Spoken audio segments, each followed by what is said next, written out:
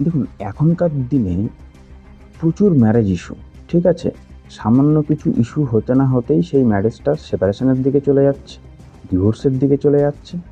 তো অ্যাস্ট্রোলজিতে এর যথেষ্ট ব্যাখ্যা রয়েছে। বিভিন্ন কারণে হয়, বিভিন্ন কারণে এই জিনিসগুলো সংঘটিত হয়ে থাকে। আমি তার মধ্যে জাস্ট একটা কারণ নিয়ে আপনাদের সাথে আমি আলোচনা করছি। দেখুন, মানুষের বার্থ চার্টে 7th হাউস হলো তার বিবাহের হাউস। এটি হলো 7th হাউস। এখান থেকে ম্যারেজ, বিবাহিত জীবন, আপনার স্পাউস মানে স্বামী বা স্ত্রী এবং বিজনেস পার্টনারশিপ দেখা হয়। তো এই 7th হাউসের দুই পাশে যদি দুটো কোনো মেলেফিক প্ল্যানেট বসে যায়, তাহলে এই 7th হাউসটা পাপ কর্তরী যোগে ফেঁসে গেল। তো এই 7th হাউস রিলেটেড হ্যাপিনেস আপনি এই জন্মে কিন্তু পাবেন না, আপনাকে অনেক স্ট্রাগল করতে হবে। তো আমি বলছি এর পিছনে ব্যাখ্যাটা কি দেখুন।